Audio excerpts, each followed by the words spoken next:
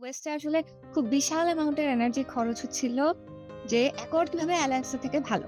So it's not about what Bangladeshi garment workers want, it's not about okay labour law গুলো কিভাবে change করা যায়, ইটস নট অ্যাবাউট গার্মেন্ট ওয়ার্কারদের মিনিমাম ওয়েজ কিভাবে বাড়ানো যায়। ইট ইজ অল অ্যাবাউট যে অ্যাকর্ড কত ফ্যাসিনেটিং এবং অ্যালায়েন্স হচ্ছে একটা গার্বেজ। সো যতবারই ওয়েজ মুভমেন্ট হয়েছে বিজিএমএ থেকে কিন্তু আসছে যে না, এটা আমাদের রেসপন্সিবিলিটি না ওয়ার্কারদের দেখভাল করার। কারণ আমরা তো অসহায়।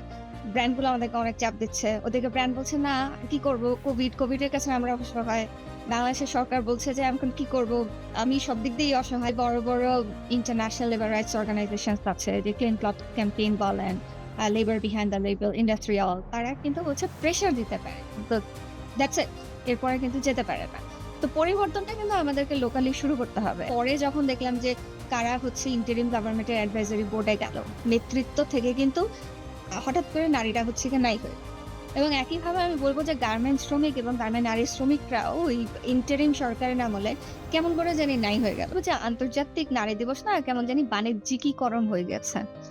মানে আন্তর্জাতিক নারী দিবসে আপনি দেখবেন যে সব বড়, বড় ব্র্যান্ড গুলা আপনাকে স্পেশাল গিয়ে ডিসকাউন্ট দিচ্ছে। তাদের নতুন প্রোডাক্ট আসছে। I'm like maybe we should be talking about যে ওই নারী শ্রমিক যারা তোমার কাপড়টা তৈরি করছে, তাদেরকে কি দেখভাল করা হচ্ছে? আজ আমাদের সাথে আছেন নাফিসা নিপুণ তানজিম, যিনি ওয়েস্টার্ন স্টেট ইউনিভার্সিটিতে অ্যাসোসিয়েট প্রফেসর হিসেবে নিযুক্ত আছেন। ট্রান্সলেশনাল ফেমিনিজম এবং লেবার রাইটস এর উপর কাজ করা একজন গবেষক ও লেখক। স্বাগতম আপনাকে। অনেক ধন্যবাদ আমাকে ইনভাইট করার জন্য। আমরা আসলে আজকে অনেক কিছু নিয়ে আলোচনা করব। তো একদম শুরুতে যদি আমরা গার্মেন্টস শিল্প, রানা প্লাজার উত্তর বাস্তবতা নিয়ে শুরু করি। রানা প্লাজার পর আমরা বলেছিলাম যে নেভার এগেইন। কিন্তু ১ দশক পরও যখন শ্রমিকরা জীবিকা নির্বাহযোগ্য মজুরি, ইউনিয়ন অধিকারের জন্য রাস্তায় নামতে বাধ্য হন, তখন কি আমরা বলতে পারি যে অ্যাকর্ড ও অ্যালায়েন্স এর মতো নিরাপত্তা কেন্দ্রিক উদ্যোগগুলো আসলে কাঠামোগত নিরাপত্তা নিশ্চিত করলেও আ অর্থনৈতিক ন্যায় বিচারকে আড়াল করে ফেলেছে? এক্ষেত্রে নতুন সরকারের যে অর্থনৈতিক স্থিতিশীলতার ভাষ্য, সেখানে এই বাস্তবতাকে কিভাবে প্রভাবিত করছে বলে আপনি মনে করেন? না, এটা খুবই ভালো একটা প্রশ্ন এবং আমি আপনার সাথে পুরোপুরি একমত। কারণ অ্যাকর্ড এবং অ্যালায়েন্স নিয়ে হইচই অনেক হয়েছে এবং খুবই ইন্টারেস্টিংলি আমার সুযোগ হয়েছিল অ্যাকর্ড এবং অ্যালায়েন্সকে নিয়ে যে আন্দোলন, যে ব্যাপক আগ্রহ সেটা আমেরিকা এবং বাংলাদেশ থেকে এক্সপেরিয়েন্স করার। আমি আ আমেরিকায় নিউ জার্সিতে পিএইচডি করছিলাম। ঠিক তখনই অ্যাকর্ড এবং অ্যালায়েন্স এর উদ্যোগগুলো শুরু হয়। এবং পিএইচডির এক পর্যায়ে আমি ফিল্ড ওয়ার্ক এর জন্য বাংলাদেশে আসি এবং তখন বাংলাদেশের যারা শ্রমিক নেতা আছেন তাদের সাথেও কাজ করার সুযোগ হয় এই অ্যাকর্ড এবং অ্যালায়েন্স এর বিষয়ে। এবং এটা কাজ করতে গিয়ে আমি যেটা দেখলাম যে হ্যাঁ, ওয়েস্টে স্পেসিফিক্যালি ইউরোপ এবং আমেরিকা অনেকেই অ্যাকর্ড এর অনেক প্রশংসা করেছেন। তারা বলেছেন যে এটা একটা বিশাল ব্রেক থ্রু, এটা একটা game changer.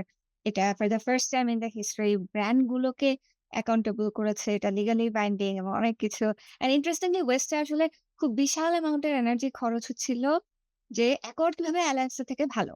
So it's not about what Bangladeshi garment workers want, it's not about okay labour law গুলো কিভাবে চেঞ্জ করা যায়, ইটস নট অ্যাবাউট গার্মেন্ট ওয়ার্কারদের মিনিমাম ওয়েজ কিভাবে বাড়ানো যায়। ইট ওয়াজ অল অ্যাবাউট যে অ্যাকর্ড কত ফ্যাসিনেটিং এবং অ্যালায়েন্স একটা garbage.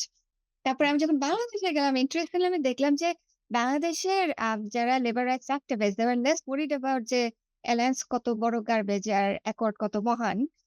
but they were more worried about যে অ্যাকর্ড আর অ্যালায়েন্স কিভাবে লেবার অর্গানাইজিং থেকে এনার্জি সরিয়ে নিচ্ছে। কারণ বাইরে থেকে যা কিছু ফান্ড আসছে, যা কিছু অ্যাডভোকেসি আসছে, সবাই বলছে যে বিল্ডিং নিয়ে কাজ করো, ফায়ার সেফটি নিয়ে কাজ করো, দ্যাটস ইট। কিন্তু বাংলাদেশে অনেক অর্গানাইজার ছিলেন যারা বছরের পর বছর অর্গানাইজ করে যাচ্ছে। বিল্ডিং অ্যান্ড ফায়ার সেফটি নিয়েও কিন্তু অলসো তাদের আরো অনেক প্রায়োরিটি আছে। বাংলাদেশের শ্রমিকদের সাথে আপনি যদি কথা বলেন, তাদের সম্ভবত ১ নাম্বার কমপ্লেইন হবে যে, "আমার বেতন ইনাফ না। আমার মাস চলে না।"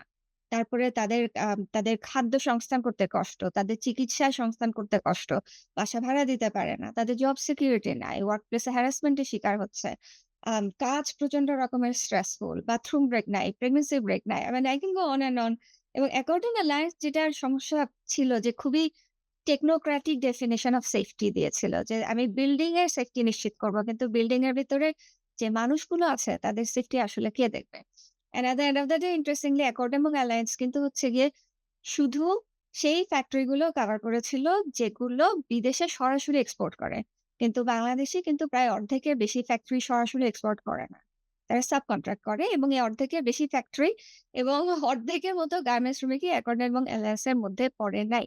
সো আমি আপনার সাথে কমপ্লিটলি একমত যে এটা কাঠামোগত নিরাপত্তা কিছুটা নিশ্চিত করলেও হাফ অফ দ্যা গার্মেন্ট ফ্যাক্টরির জন্য কিছুটা নিশ্চিত করলেও and the thing is accord is gone right? I mean সেই এখন কিন্তু অনেক বছর হয়ে গেছে অ্যাকর্ড এয়ারলাইন্স দুটোই শেষ হয়ে যাওয়ার পরে। তারপরে কি হলো? এটা নিয়ে কিন্তু আমরা কথা বলছি না। সো কিছুটা কাঠামোগত নিরাপত্তা খুবই স্বল্প সময়ের জন্য নিশ্চিত করলেও এটা অর্থনৈতিক ন্যায় বিচারকে অনেকটাই প্রায় পুরোপুরি আড়াল করে ফেলেছে এবং আই থিংক ওই বাস্তবতাটা আমরা আসলে কোভিড এর সময় জুলাই আপরাইজিং এর সময় আমরা দেখতে পেরেছি যে অ্যাকর্ড এবং অ্যালায়েন্স কত লিমিটিং ছিল ইন দেয়ার স্কোপস। এই যে কোভিড এর থেকে আমরা যদি একটু বলি যে COVID-19 এর সময় আমরা দেখেছি গার্মেন্টস শ্রমিকরা যখন চাকরি হারিয়েছেন, বিশেষ করে নারী গার্মেন্টস শ্রমিকরা, তখন অনেকেরই বেতন বকেয়া ছিল, কম মজুরিতে কাজ করতে বাধ্য হয়েছেন। এখন ১৩তম জাতীয় নির্বাচনের পর বাংলাদেশে যখন অর্থনৈতিক চাপ, মূল্যস্ফীতি বা রপ্তানি প্রতিযোগিতা এবং বৈদেশিক মুদ্রা সংকটের মধ্য দিয়ে যাচ্ছে, এই প্রেক্ষাপটে আসলে রাষ্ট্র ও আন্তর্জাতিক ব্র্যান্ডগুলোর মধ্যে এই সম্পর্কটাকে আপনি কিভাবে দেখছেন?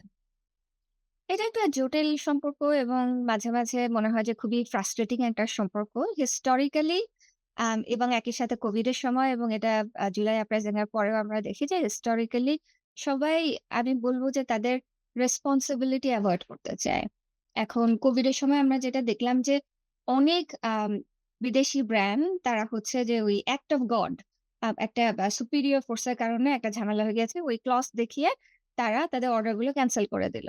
এদিকে কিন্তু আমাদের ফ্যাক্টরি গুলো অর্ডার তৈরি করে বসে আছে। হয়তো জাস্ট শিপ করবে এমন অবস্থায় তারা বলল যে, "আমরা পে করব না, আমরা অর্ডার নিব না।" কিন্তু ইন্টারেস্টিং হচ্ছে যে আমি যদি ব্র্যান্ড গুলোকে দেখি, ব্র্যান্ড গুলো বলে যে, "না, এটা আমাদের রেসপনসিবিলিটি না। কোভিড হয়েছে। কি করব? কিছু করার নাই।" আম ইন্টারেস্টিংলি তখন আমরা দেখলাম যে বাংলাদেশে গার্মেন্ট আম মালিকদের যে সংগঠন বিজিএমইএ বা গার্মেন্ট মালিকরা দে স্টার্টেড ইন্টারন্যাশনাল অ্যাডভোকেটিং এবং ওই সময় আমি ফলো করছিলাম যে তখন রোবানা হক আম বিজিএমইএ লিডার উনি নিউইয়র্ক টাইমস এ একটা আর্টিকেল লিখলেন এবং সেখানে এরকম একটা লাইন ছিল যে ফর দেম দেম বলতে উনি বোঝাচ্ছিলেন ওয়েস্টার্ন ব্র্যান্ডস অ্যান্ড রিটেইলার্স যে it's a question of the survival of the business. For us, it's the question of survival of our 4.1 million workers. এবং উনি যখন বললেন যে, for us, it's a question of survival for 4.1 million workers মানে শুনলে মনে হবে না জানি ওয়ার্কাররা মারা যাচ্ছে, খেতে পারতেছে না, এদের জন্য হচ্ছে গিয়ে অবশ্যই এদের কথা চিন্তা করো। which is true, but interestingly সেই একই বিজিএমইএ এর হিস্ট্রি যদি আমরা দেখি যে বছরের পর বছর, বছর পর বছর ইভেন ওই কোভিড এর ঠিক আগেও আমাদের যখন ওয়েজ মুভমেন্টটা হলো ওয়ার্কাররা বলছিলেন হয়তো ৳২০,০০০ লাগবে, ৳২৫,০০০ লাগবে এবং বিজিএমইএ কিন্তু বারবার বলছে না টাকা দেওয়া যাবে না। সো যতবারই ওয়েজ মুভমেন্ট হয়েছে বিজিএমইএ থেকে কিন্তু হচ্ছে আসছে যে না এটা আমাদের রেসপনসিবিলিটি না ওয়ার্কারদের দেখভাল করার। কারণ আমরা তো অসহায়। ব্র্যান্ড গুলো আমাদেরকে অনেক চাপ দিচ্ছে। ওদিকে ব্র্যান্ড বলছে না কি করব? কোভিড এর কাছে আমরা অসহায়। বাংলাদেশের সরকার বলছে যে এখন কি করব? আমি সব দিক দিয়েই অসহায়। ফর সাম রিজন হচ্ছে শুধু ওয়ার্কাররাই কেন জানি অসহায় না এবং তাদের পাশে আমরা দেখি যে আমাদের লেবার ল ও দাঁড়ায় না। আমাদের বাংলাদেশী সরকারও দাঁড়ায় না। গার্মেন্ট মালিকরাও দাঁড়ায় না। ওয়েস্টার্ন ব্র্যান্ড গুলাও দাঁড়ায় না। এবং কোভিড এর সময় তো আমরা দেখলাম যে একদম পরিষ্কার যে যখন শেখ হাসিনার আপনাদের যদি মনে থাকে যে আ ঠিক কোভিড শুরু হওয়ার পরে হাসিনা হচ্ছে তার সরকার ৩১ টা ডিরেক্টিভ দিল। যে এটা করা যাবে এবং অনেক জায়গায় অনেক প্রোটেকশন ছিল। যে ও যদি এই সময় ফ্যাক্টরি বন্ধ থাকে তাহলে ওয়ার্কারদের বেতন দিতে হবে। স্পেশালি যারা সরকারি যারা কর্মকর্তা-কর্মচারী যে এখন অফিসে যেতে পারবে না। কিন্তু বেতনটা তারা ঠিকই পাবে। কিন্তু সেই ডিরেক্টিভ এর মধ্যে কিন্তু ২ টা ক্যাটেগরি ছিল না। একটা হচ্ছে আমাদের গার্মেন্টস শ্রমিকরা, আরেকটা হচ্ছে আমাদের যারা ডোমেস্টিক ওয়ার্কার, গৃহকর্মী। Uh so that's the thing এটাই বললাম যে তাদের ফর সাম রিজন এই যার কথাই বলি এটা ব্র্যান্ড বলি বা সরকার বলি বা গার্মেন্ট মালিক বলি আম অ্যা দেখা যাবে যে সবাই কেন জানি তাদের রেসপনসিবিলিটি টা খালি অন্যের উপর চাপিয়ে দিতে চায়। আমরা অতীতে দেখতে পেয়েছি যে নিরাপত্তা ইস্যুতে আন্তর্জাতিক চাপ তৈরি হলেও ওয়েজ নেগোসিয়েশন এ আসলে শ্রমিকদের কণ্ঠ বারবার দমিয়ে রাখা হয়েছে। তো বর্তমান মজুরি বোর্ড আর আলোচনার প্রক্রিয়ায় আপনি কি একই ভুলের পুনরাবৃত্তি দেখতে পাচ্ছেন? সেক্ষেত্রে আসলে গ্রাসরুটস অর্গানাইজিং কি নতুন কোনো কৌশল অবলম্বন করতে পারে বলে মনে হয়?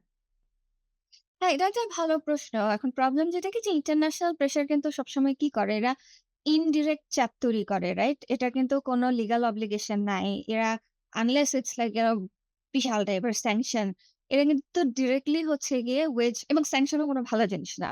আম এটা কিন্তু ডিরেক্টলি ওয়েজ মুভমেন্টকে অথবা ধরেন ইউনিয়নাইজেশন এর যে ইনিশিয়েটিভ সেটাকে কিন্তু প্রভাব করে না। এটা এনকারেজ করতে পারে যে বড়, বড় ইন্টারন্যাশনাল লেবার রাইটস অর্গানাইজেশনস আছে, যে ক্লিন ক্লথ ক্যাম্পেইন বলেন, labour behind the label, industrial, তারা কিন্তু হচ্ছে প্রেশার দিতে পারে। তো দ্যাটস ইট।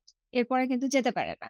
তো পরিবর্তনটা কিন্তু আমাদেরকে লোকালি শুরু করতে হবে। এখন প্রবলেম যেটা কি, যে আমাদের বাংলাদেশের ২০০৬ সালে যে লেবার ল করা হয়েছে, সেখানে শ্রমিকদের মিনিমাম ওয়েজের কথা বলা হয়েছে। এবং এটাও বলা হয়েছে যে মিনিমাম ওয়েজ হচ্ছে গিয়ে প্রতি ৫ বছর পর, পর পুনর্বিবেচনা করতে হবে। কিন্তু আপনি যদি বৈশ্বিকভাবে দেখেন, স্পেশালি যেসব দেশে সোশ্যাল সিকিউরিটি অনেক ভালো, এসব জায়গায় কিন্তু মানুষের ৫ বছর পর, পর না বছর, বছরই সেলারি ইনফ্লেশন এর সাথে হচ্ছে গিয়ে মিলিয়ে আম অল্প, অল্প করে বাড়ানো হয়। এবং আপনি শ্রমিকদের আম বেতন ৫ বছর পরে বাড়াচ্ছেন। ইনফ্লেশন কিন্তু ৫ বছর ওয়েট করছে না। সো বাসা ভাড়া বাড়বে, খাবারের দাম বাড়বে, কিন্তু আপনার বেতন কিন্তু বাড়বে না। তারপরে আমরা যেটা দেখছি যে হ্যাঁ, এবং গার্মেন্টস স্যালারি কিন্তু ওই ৫ বছর পর, পরও বাড়ে নাই। হিস্টোরিক্যালি যদি দেখি যে ৯৪ সালে হলো, ২০০৬ এ হলো, ১০ এ হলো, ১৯ এ হলো, ২৩ এ হলো, ২৪ এ হলো। কিন্তু এই ২৩ আর ২৪ ছাড়া বাকিগুলা কিন্তু দেখবেন যে স্প্যান গুলো অনেক বড়। ওই আ ওয়ার্কারদেরকে হচ্ছে রাস্তায় নেমে হইচই করতে হচ্ছে, আন্দোলন করতে হচ্ছে। ওই প্রেশার পেলে তখনই মজুরি বোর্ড বসছে যে আচ্ছা ঠিক আছে, একটু কথাবার্তা বলি। আর আরেকটা যেটা সমস্যা, যেটা আমি বলব, যে আমাদের লেবার অর্গানাইজিং না কেমন যেন শুধুমাত্র গার্মেন্ট শিল্প সেন্ট্রিক। এবং আমি কথাটা বলছি, আমি নিজেই গার্মেন্ট ইন্ডাস্ট্রি নিয়ে অনেকদিন কাজ করেছি। কিন্তু তারপরেও ইন্টারেস্টিং হচ্ছে যে নন গার্মেন্ট ইন্ডাস্ট্রি তো আমাদের দেশে অনেক আছে। এবং অ্যাকচুয়ালি বাংলাদেশের সবচেয়ে বেশি সংখ্যক শ্রমিক ইনক্লুডিং নারী শ্রমিকরা ইনভলভড হচ্ছে কোথায়? আমাদের এগ্রিকালচারাল সেক্টরে।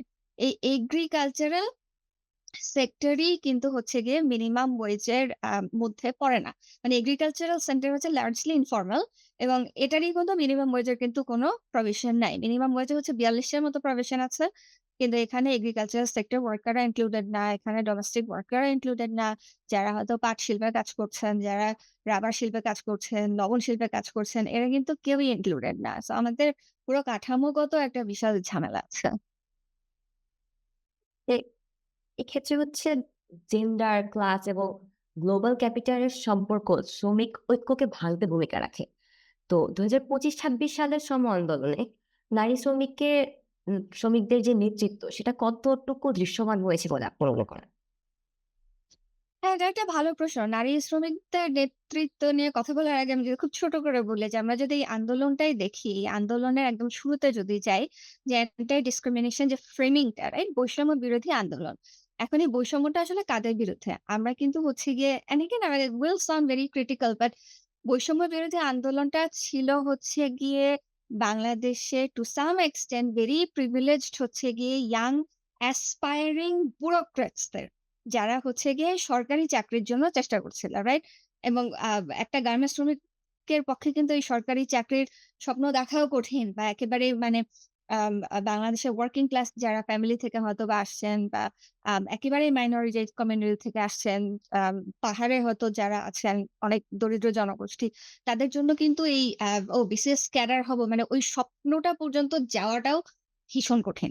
সো আমরা ভেরি ইন্টারেস্টিং যে আমরা এটাকে বলছি বৈষম্য বিরোধী। কিন্তু আমি বলব যে ওই বৈষম্য বিরোধী ফ্রেমওয়ার্ক এর মধ্যে কিন্তু নারীরা অন্তর্ভুক্ত ছিল না, আদিবাসীরা অন্তর্ভুক্ত ছিল না, আমাদের গার্মেন্টস শ্রমিকরা অন্তর্ভুক্ত ছিল না।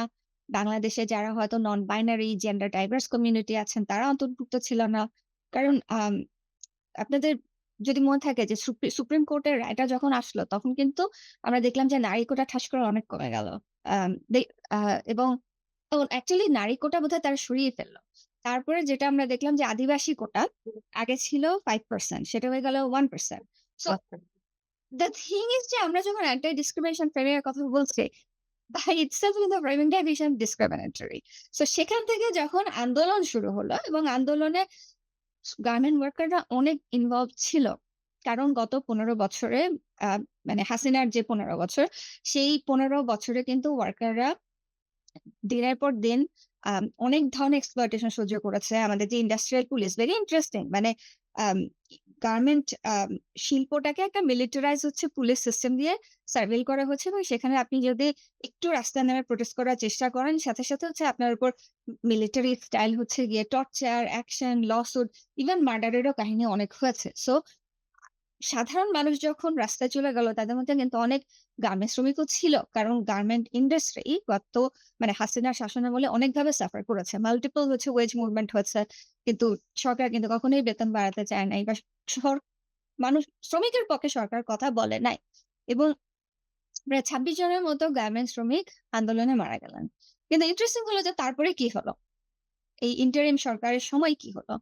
আম এখন যেটা হয় আমি যেটা বলব যে আ ঠিক যেভাবে হচ্ছে আন্দোলনে যে নারীরা অন্তর্ভুক্ত ছিলেন, আমরা কিন্তু বেশ কয়েকজন নারী আম নেত্রী আমরা তখন দেখেছি। তাদেরকে ডিটেইন করা হয়েছিল। তারা আন্দোলনের সামনে ছিলেন। আমরা কিন্তু পরে যখন দেখলাম যে কারা হচ্ছে ইন্টারিম গভর্নমেন্টের অ্যাডভাইজারি বোর্ডে গেল। নেতৃত্ব থেকে কিন্তু হঠাৎ করে নারীরা হচ্ছে গিয়ে নাই হয়ে গেল। এবং একইভাবে আমি বলব যে গার্মেন্ট শ্রমিক এবং গার্মেন্ট নারী শ্রমিকরাও ওই ইন্টারিম সরকারের আমলে কেমন করে জানি নাই হয়ে গেল। আম ওয়েজ হাইক একটা টু সাম এক্সটেন্ট ভালো হয়েছে যে 9.5% বেতন বেড়েছে which is a good thing. কিন্তু ওয়ার্কাররা কিন্তু আরো বেশি চাচ্ছিলেন। উনারা চাচ্ছিলেন 15%। আর আপনি যদি ঢাকা শহরের লিভিং কস্ট দেখেন, মানে সেটার জন্য একটা সাস্টেইনেবল ওয়েজ হচ্ছে গিয়ে আরো 15% বাড়ানো। এখন যেটা ছিল যে কিন্তু তারা হচ্ছে গিয়ে মাত্র পেলেন 9% এবং ইন্টারিম সরকার যেভাবে রেসপন্ড করল, দ্যাটস ভেরি ইন্টারেস্টিং যে বললাম না যে অ্যান্টি ডিসক্রিমিনেশন এর ফ্রেমিং এ ঝামেলা ছিল যে আ তখন শফিকুল আলম যার হচ্ছে জুলাই আপরাইজিং এ খুব বড় ধরনের ভূমিকা ছিল। উনি বললেন যে, "ওরা গার্মেন্টস শ্রমিকদের তো মানে they should be very happy." তাদের খুব খুশি হওয়ার কথা। কারণ 9% হাইক হয়েছে এটা তো বিশাল।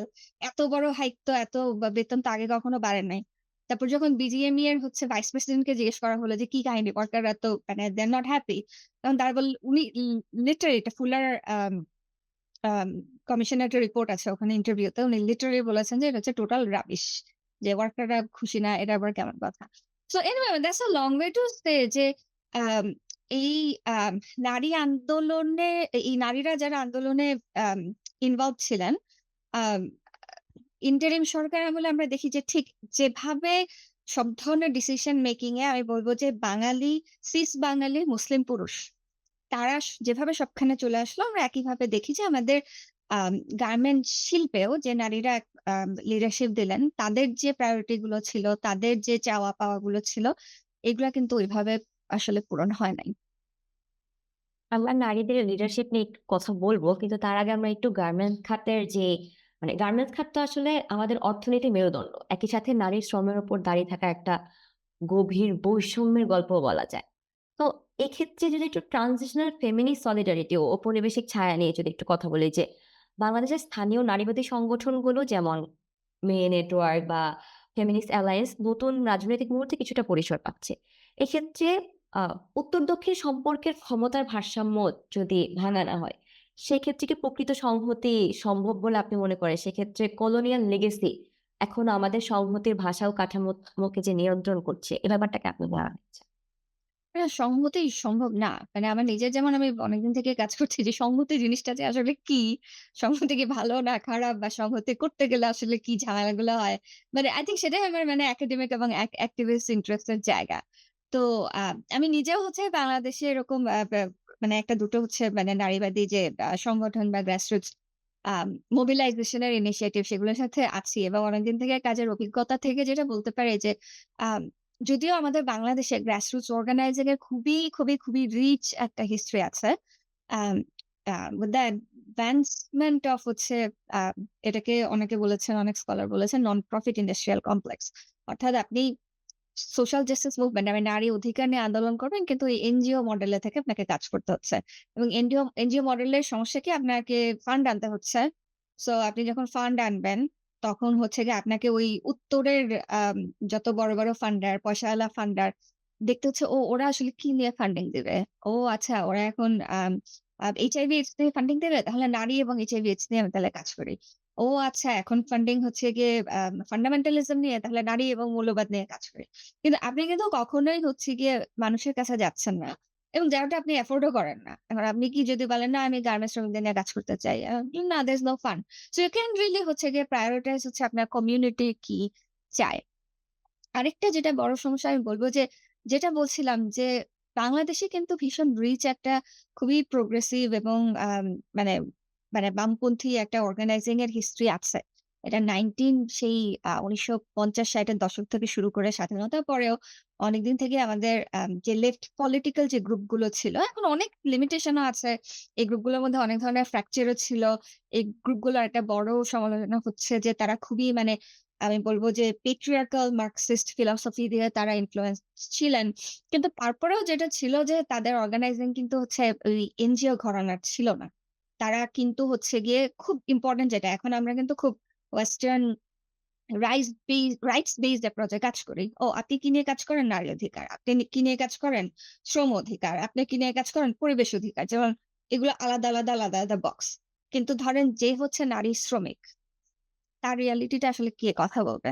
অথবা হচ্ছে গিয়ে যে ক্লাইমেট রিফিউজিটা হয়তো একই সাথে হচ্ছে ওয়ার্কিং ক্লাসের মানুষ হয়তো যে ক্লাইমেট রিফিউজি নারী শহরে এসে গার্মেন্টস এ কাজ নিয়েছে।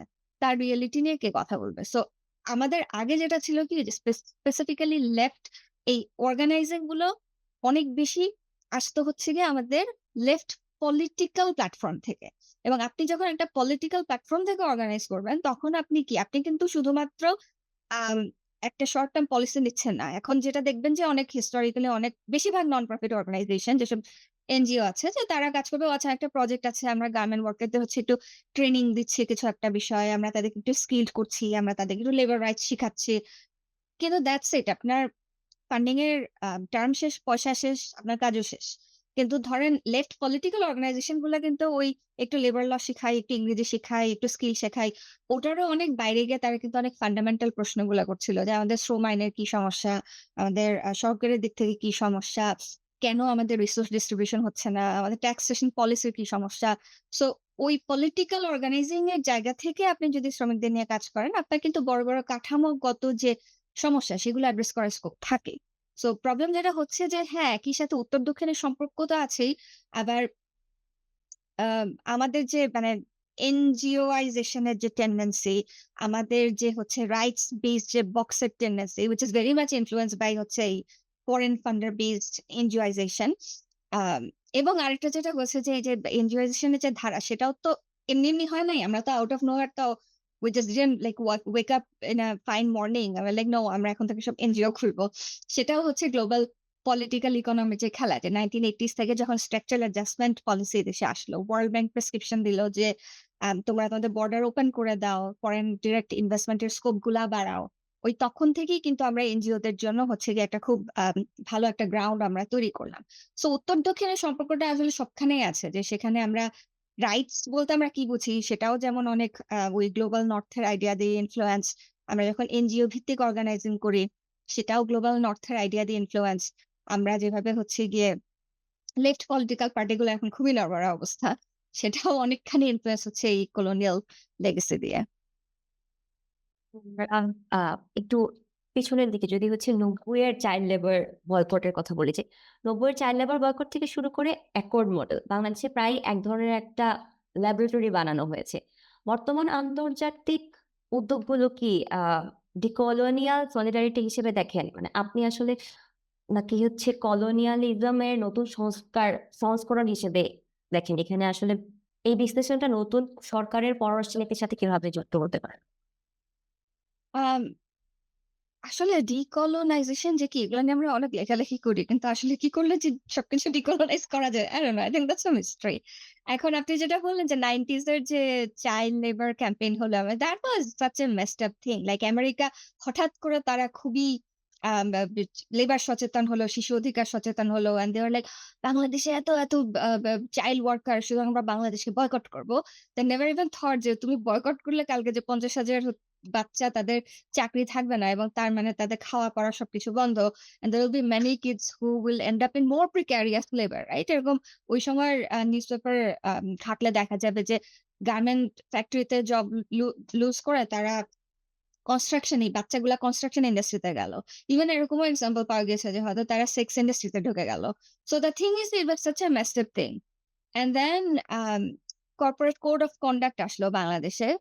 এবং কর্পোরেট কোড অফ কন্ডাক্ট এরও আইডিয়া ছিল যে ও আচ্ছা কর্পোরেশন গুলা নিজেরা একটা কোড অফ কন্ডাক্ট তৈরি করে এনশিওর করবে যে সেফটি অ্যান্ড সিকিউরিটি আছে। But obviously I mean no one was overseeing এবং কর্পোরেশনরা তাদের সুবিধা মতো ইন্ডিপেন্ডেন্ট ইনভেস্টিগেটর আনলো। কিন্তু somehow আমি নিজে যখন গবেষণায় কাজ করেছি আমি দেখেছি যে সাডেনলি হচ্ছে ওদের ইনভেস্টিগেশন এর যেদিন ভিজিট হবে ওই দিনেই কিভাবে জানি ফ্যাক্টরির সব সমস্যা ম্যাজিক্যালি ঠিক হয়ে যায়। বিকজ they already knew যে all these investigators will be coming এবং গার্মেন্ট ওয়ার্কারদেরকে স্ক্রিপ্টও মুখস্থ করায় দেওয়া হয় যে ওই বিদেশীরা যখন আসবে তখন বলবে যে সবকিছু ভালো। আম সো এবং অ্যাকর্ড এয়ারলাইন্স এর কথা তো আমি বললাম। সো হিস্টোরিক্যালি আমি যদি দেখি যে হ্যাঁ, মানে দ্যা ইন্টারেস্টিং থিং ইস যে বেশিরভাগ ইনিশিয়েটিভ শুরু হচ্ছে global north A. And idea খুবই মহান ছিল যে আমরা ওয়ার্কারদের সাথে কাজ করব, সলিডারিটি তৈরি করব। সবকিছু সুন্দর হয়ে যাবে। কিন্তু the problem is that it was experimental in many cases কারণ কারো একটা মাথা থেকে আইডিয়া আসলো and they never care to actually reach out to grassroots organizers, actually ওয়ার্কারদের সাথে বসে কথা বলা। or even যখন তারা ওয়ার্কারদের সাথেও কথা বলেছে। আপনি দেখবেন যে ওই ওয়ার্কাররা কারা? তারা ওই বাংলাদেশের বড় লেবার এনজিওর সাথে ইনভলভড ওয়ার্কার। যারা অলরেডি যাদের হাতে অনেক ফান্ডিং আছে, যারা অলরেডি খুব ভালো ইংরেজি বলে, তারা অলরেডি বিভিন্ন ধরনের গ্লোবাল নেটওয়ার্কের সাথে কানেক্টেড। সো ট্রান্সন্যাশনাল যে solidarity building in many cases we see যে ইভেন তখন যারা বলছে যে আমরা তো ওয়ার্কারদের সাথে কোলাবোরেট করছি, সেই ওয়ার্কার কিন্তু হচ্ছে গিয়ে আমার বাসার পাশের বস্তিতে থাকা শ্রমিকটা না।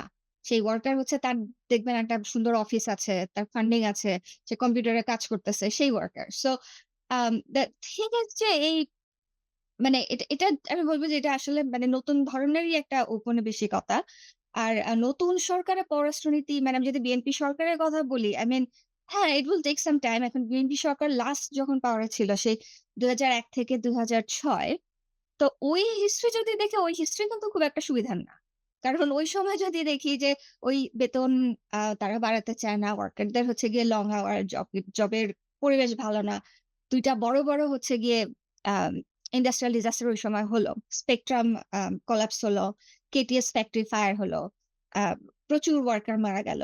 এবং ২০০৬ সালে বাংলাদেশের ইতিহাসে এটা হয়তো সবচেয়ে বড় হচ্ছে গিয়ে মানে গার্মেন্টস শ্রমিকদের স্ট্রাইক এবং প্রোটেস্ট হলো। মানে ১,০০,০০০ এর উপরে গার্মেন্টস শ্রমিক রাস্তায় নেমে গিয়েছিল তাদের ওয়ার্কিং কন্ডিশন এর প্রতিবাদে এবং তখন কিন্তু সরকার থেকে একদম পুরা মিলিটারি স্টাইলে আন্দোলনটাকে দমন করা হয়েছে। তখন ওই র‍্যাব রাস্তায় নেমেছিল। অর্গানাইজারদের ধরে টার্গেট করা হয়েছিল। তাদেরকে ধরে রিমান্ডে নেওয়া হয়েছিল।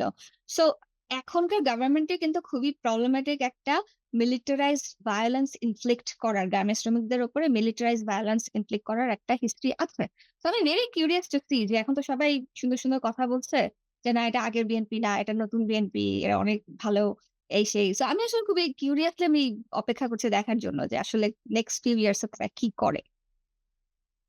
আমরা আ যেহেতু বলছিলাম গ্লোবাল নর্থ এর কথা। আমরা প্রায়ই দেখি যে গ্লোবাল নর্থ বিভিন্ন ধরনের মডেল বা উদ্যোগ নিয়ে থাকে। তো এক্ষেত্রে save the third world women এই বয়ানের বিপরীতে পাওয়ার শেয়ারিং এর কোন মডেলটি কার্যকর হতে পারে বলে মনে হয়? বা স্থানীয় ও বৈশ্বিক নারীবাদী সংগঠনের মধ্যে সম্পর্ক কিভাবে সমতার ভিত্তিতে পুনর্গঠন করা যায় বলে আপনি মনে করেন?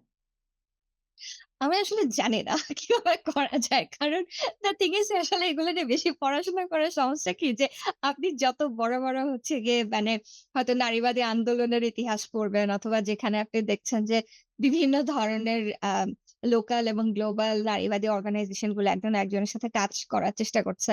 অনেক ক্ষেত্রেই ঝামেলা হয় যে দেখা যায় যে অনেক অর্গানাইজেশন বলছে যে না আমরা তো সবাই নারী। সুতরাং একটা গ্লোবাল সিস্টারহুড এর আইডিয়া নিয়ে তারা কাজ করছে। কিন্তু ওইটা করতে গিয়ে দেখা গেল যে আ লোকাল নারীদের যে আসলে যে রিয়ালিটি, একটু আগে যেটা বললাম যে আ আমেরিকান লেবার রাইটস অর্গানাইজার এবং এখানে অনেক প্রচুর নারী লেবার রাইটস অর্গানাইজার আছে যারা বাংলাদেশী শ্রমিক নারীকে সেভ করার জন্য অ্যাকর্ড নিয়ে বিশাল আন্দোলন করল। উইথআউট রিয়ালাইজিং যে accord is only talking about the building. Accord is not talking about হচ্ছে মানে minimum wedge. It's not talking about job security. So আমাকে যদি জিজ্ঞেস করেন I don't know. I mean, I think I can talk about the problems what not to do. I don't know what to do, but I can tell what not to do. যে বা severe complex address করতে হবে। মানে stop trying to B the severe যে আমি আ আমেরিকায় থাকি অথবা আমি এটা নিয়ে অনেকদিন কাজ করছি। সো আমি বাংলাদেশের সবকিছু জানি। না, মানে আপনাকে বাংলাদেশে যাইতে হবে। বাংলাদেশের মানুষের সাথে কথা বলে, বাংলাদেশী নারীদের সাথে কথা বলে তারপরে ফিগার আউট করতে হবে আচ্ছা ঠিক আছে কি করা যায়। অ্যান্ড আরেকটা খুব ইম্পোর্টেন্ট হচ্ছে যে বাংলাদেশের লোকাল কমপ্লেক্সিটি টা বোঝা দরকার। কারণ বাইরে থেকে যারা আসে যেটা বললাম যে আমার নিজের কাজেও যেটা দেখেছি যে তারা বলল, "ও আমরা শ্রমিকদের সাথে কোলাবোরেট করব।" And then I was like, "Oh, কোন শ্রমিকের সাথে কথা বলেছ?" And then I'm like, "Oh, so you work with someone who is already very well connected হচ্ছে with, ফান্ডিং নেটওয়ার্ক এবং বিভিন্ন জায়গায় ইন্টারভিউ দিচ্ছে, দেশে বিদেশে ট্রাভেল করছে।" I mean, এটা তো রানা প্লাজার হচ্ছে গিয়ে সেই রাবেলে আটকা পড়ে থাকা শ্রমিক না। তাকে কি জিজ্ঞেস করা হয়েছে যে সে আসলে কি চায়? আম সো আই থিংক যেটা খুবই ইম্পোর্টেন্ট সেটা হচ্ছে যে সলিডারিটি বিল্ডিং এর ক্ষেত্রে এই লোকাল যে বিভিন্ন ধরনের লেয়ার আছে যে বাংলাদেশ মানে এটা কোনো মনোলিথিক কনস্ট্রাকশন না। বাংলাদেশের মধ্যে অনেক ধরনের ভয়েস আছে, অনেক ধরনের লাইফ আছে, অনেক ধরনের কমপ্লেক্সিটি আছে। And maybe it won't be perfect but at least global feminist initiative should at least they should make an effort to understand that reality. আমরা নারী লিডারশিপ নিয়ে কথা বলছিলাম। আন্দোলনের সময় নারীদের যেই প্রভাব বা পার্টিসিপেশন ছিল। ২০১৮ সালের রোড সেফটি আন্দোলনকে আমরা অনেকে একটি নৈতিক নাগরিকত্বের আন্দোলন হিসেবে দেখি। আবার এক্ষেত্রে হচ্ছে ২০২৪ সালের কোটা আন্দোলনও আরেকটু কাঠামোগত বা রাজনৈতিক চরিত্র ধারণ করে। ফেমিনিস্ট লেন্স থেকে এই ২ আন্দোলনকে যদি পাশাপাশি রাখা হয়, সেক্ষেত্রে আপনি নারীর দৃশ্যমানতা, নেতৃত্ব, অনলাইন অফলাইনের যে হেনস্থা এবং রাষ্ট্রীয় দমনের যে ধরন, এই জায়গাগুলোতে কি ধরনের ধারাবাহিকতা ও পরিবর্তন আপনি দেখতে পেয়েছেন? এটা একটা খুবই ভালো প্রশ্ন। আমি বলব যে ২০১৮ তে যেটা ছিল যে to some extent for after a really long period of time বাংলাদেশে হচ্ছে আওয়ামী রেজিম যে অটোক্রেটিক রেজিম ছিল সেটার বিরুদ্ধে মোটামুটি মানে ১ম একটা হচ্ছে পুরো কান্ট্রি ওয়াইড হচ্ছে অর্গানাইজিং অ্যান্ড ইন্টারেস্টিংলি এটা আসলো কাদেরকে দিয়ে? এটা আসলো হচ্ছে স্কুল কলেজের মানে যারা স্টুডেন্ট তাদেরকে দিয়ে।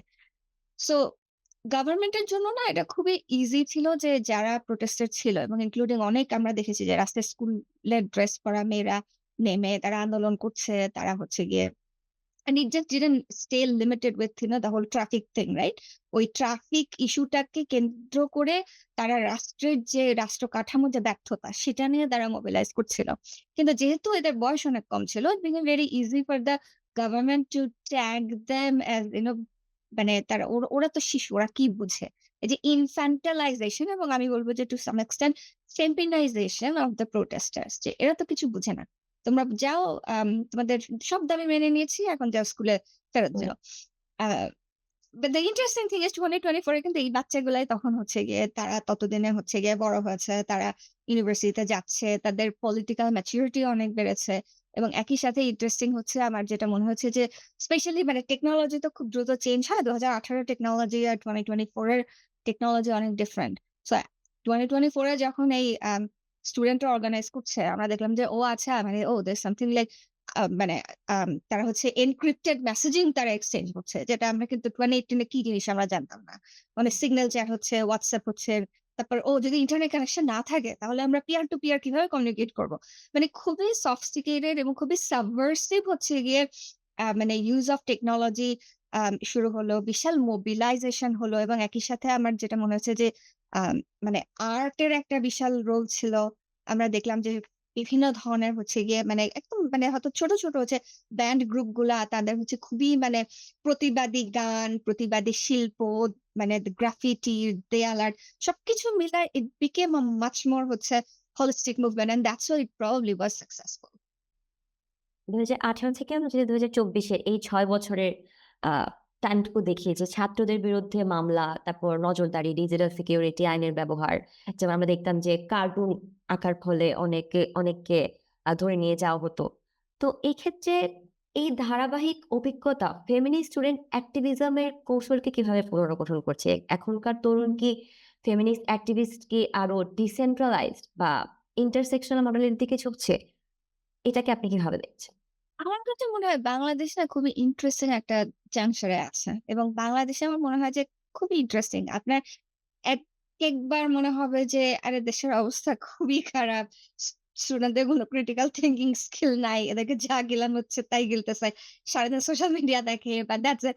আবার অন্যদিকে হচ্ছে গিয়ে আপনি দেখবেন যে আপনি যদি বেশ কিছু মুভমেন্ট দেখেন যে জুলাই আপরাইজিং এর পরে আমরা যেটা দেখি আমি বলব যে হ্যাঁ, হয়তো অনেক লিমিটেশন এ ছিল। বাট একটা যেটা জিনিস আমার খুব ভালো লেগেছে যে গত ২ বছরে আমি একটু আগে নন প্রফিট ইন্ডাস্ট্রিয়াল কমপ্লেক্স এর কথা যেটা বললাম যে মোটামুটি আপরাইজিং এর আগে কিন্তু আমাদের দেশে মেইনস্ট্রিম মূলধারার সোশ্যাল জাস্টিস অর্গানাইজিং ছিল হচ্ছে গিয়ে এনজিও সেন্ট্রিক।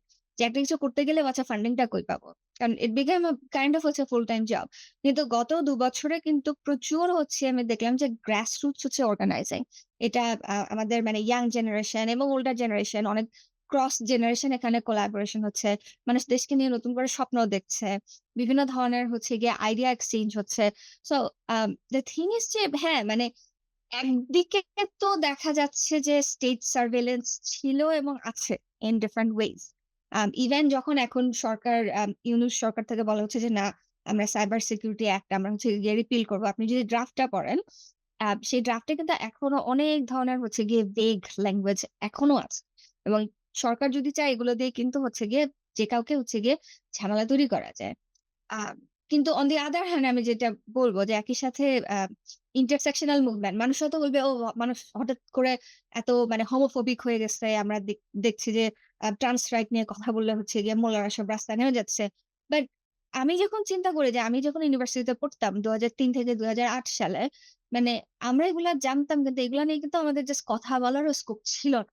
এখন যেটা হচ্ছে যে আপনি অনেক বেশি ব্যাকল্যাশ হয়তো ফেস করছেন। কিন্তু তার মানে কিন্তু এটাও যে আপনি ডেঞ্জারাস লেভেলের হচ্ছে ভিজিবল হয়েছেন এবং আপনার এক্সিস্টেন্স হচ্ছে আপনার অপোজিশন কে থ্রেটেন করছে। So to some extent that's a good thing. So আমরা অনেক বেশি ব্যাকল্যাশ দেখে হয়তো আমরা হতাশ হচ্ছি। But I think that also means যে সোশ্যাল জাস্টিস প্রোগ্রেসিভ মুভমেন্ট এমন একটা জায়গায় গিয়েছে যে এটা হয়তো ওই আম মানে যে যারা রিগ্রেসিভ ফোর্স আছে তাদেরকে সামহাউ থ্রেটেন করছে। That's how I wanna see it. আমরা বলছিলাম, আপনি বলছিলেন যে এই ২৪ এ আন্দোলনটা আসলে ছিল বৈষম্য বিরোধী আন্দোলন। আমরা ২৪-২৫ এই সংবিধান সংস্কার, তারপর প্রতিনিধিত্ব এই ক্ষেত্রে দেখেছি যে বৈষম্যহীন রাষ্ট্রের দাবি উঠেছে। যদিও আমরা দেখতে পেয়েছিলাম যে ২৪ এ আন্দোলনে নারী পার্টিসিপেশন খুবই ছিল, অনেক ছিল। কিন্তু ধীরে, ধীরে কিন্তু পার্টিসিপেশনটা কমে গিয়েছে এবং নেতৃত্ব বা একদম উপরের স্তরে যাওয়ার মতো কিন্তু তখন পার্টিসিপেশন গুলা যে কমে যায়, এই ক্ষেত্রে আপনি আসলে বাধাগুলোকে কিভাবে দেখছেন? বা এটা কি এই সরকারের আমলে বা সামনে কি এই জিনিসগুলোর কোনো ইমপ্রুভমেন্ট হতে পারে বলে আপনার মনে হয়? আসলে খুবই ভালো প্রশ্ন এবং আমাদের প্রবলেম কি জাস্ট বিকজ হচ্ছে একটা আপরাইজিং হয়েছে বলেই কিন্তু আমাদের যে পিতৃতান্ত্রিক যে সমাজ কাঠামো সেই কাঠামো কিন্তু চেঞ্জ হয়ে যায় নাই। যখন একটা আন্দোলন হলো, একটা আন্দোলন জুলাই আপরাইজিং এর মতো একটা অভ্যুত্থান যখন হয় তখনই হয় মানুষের যখন একদম দেয়ালে পিঠ থেকে যায়। মানুষের হচ্ছে গিয়ে ওকে আর কোনো উপায় নাই। দম আটকায় আসছে। তখন আপনি দেখবেন যে নারীরা রাস্তায় নেমে এসেছে। তারা পুলিশের কাছে মার খাচ্ছে, তারা আন্দোলন করছে। আ ছোট স্কুল গার্ল আমি ওই ছবিটার কথা ভুলতে পারি না। ছোট্ট একটা বাচ্চা পুলিশের গাড়িকে ধাক্কা দিয়ে মানে হাত দিয়ে ঠেকায় সে বলার চেষ্টা করছে, "আমার প্রত্যেকটা ভাইকে ছাড়তে হবে।" মানে এটা হয় যখন স্পেকটাকুলার ভায়োলেন্স হচ্ছে আপনার কমিউনিটিতে ইম্পোজড হবে। আপনি তখন দেখবেন যে না মানুষ বের হয়ে আসছে। কিন্তু ওকে হোয়াট হ্যাপেন্স আফটারওয়ার্ডস? যখন হয়তো আপনার একেবারে মানে এক্সিস্টেনশিয়ালিস্ট ক্রাইসিস টা আগের মত নয়। তো তখন কি হচ্ছে? তখন তো আপনি যেটা বললেন যে আমরা দেখলাম যে যে নারীদেরকে আমরা দেখলাম জুলাই অভ্যুত্থানের সামনে ছিল। তারা অ্যাডভাইজার পজিশন কেউ পেল না। তারা হচ্ছে গিয়ে সামনে আসলো না। তারপর এনসিপি যে নতুন একটা পলিটিক্যাল পার্টি তৈরি হলো, তাদের কয়েকজন নারী নেত্রী ছিলেন। তারপর কি হলো? জামাতের সাথে যখন এনসিপি চলে গেল, তখন মেয়েরা কিন্তু হচ্ছে দল ধরে মানে দে দে লেফট দ্য পার্টি এবং পার্টি থেকে কিন্তু কোন নেগোশিয়েট করারও চেষ্টা করা হলো না। যে না, গেছে আপদ গেছে fine. We don't want them. তো ভেরি ইন্টারেস্টিং যে এখন আমার যেটা হয় যে এই কারণে আমার যেটা মনে হয় যে ভিজিবিলিটি পলিটিক্স এর একটা আম লিমিটেশন আছে ইন আ ওয়ে যে আমরা হয়তো দেখছি যে জুলাই প্রেজেন্ট এত নারী আমরা দেখতে পেলাম, সেই নারীরা গেল কই? দ্যা থিং ইস যে আপনি যদি শুধু ভিজিবিলিটি এনশিওর করেন, দ্যাট ডাজন্ট নেসেসারিলি মিন যে কাঠামোগত পিতৃতান্ত্রিক ফোর্স গুলা নাই হয়ে যাচ্ছে। যেহেতু পিতৃতান্ত্রিক ফোর্স গুলো were very much at play এই কারণেই কিন্তু আমরা দেখি যে মেয়েরা নাই, সংস্কার কমিশন গুলাতে হচ্ছে গিয়ে অনেক ঝুলাঝুলি করে শেষ পর্যন্ত একটা নারী সংস্কার কমিশন হলো। তারপর সেই নারী সংস্কার কমিশনের একটা রিপোর্ট নিয়েও কত হইচই হলো যে এই রিপোর্টটা নাকি হচ্ছে গিয়ে আ বা বা সেক্স ওয়ার্কারদেরকে লিগালাইজ করছে, এটা করছে, সেটা করছে। অথচ সেখানে কিন্তু which is important সেক্স ওয়ার্ককে লিগালাইজ করা উচিত। মানে এটা নিয়ে এখন মানে we can talk another day. But ৩১৮ টা রিকমেন্ডেশন ছিল। সেই রিকমেন্ডেশন গুলা ইভেন্চুয়ালি আম ৬ টা যখন কমিশন চুজ করা হলো, নারী সংস্কার কমিশনের কোন জায়গা হলো না এবং জুলাই সনদে একটা রিকমেন্ডেশন ও গেল না। তাহলে হইলটা কি? So I don't know. I mean এখানে আমার মনে হয় যে যখন আমরা বলি জুলাই আন্দোলনে অনেক নারী পার্টিসিপেট করেছে। And to some extent I was like মানে ওকে দেন দেন হোয়াট?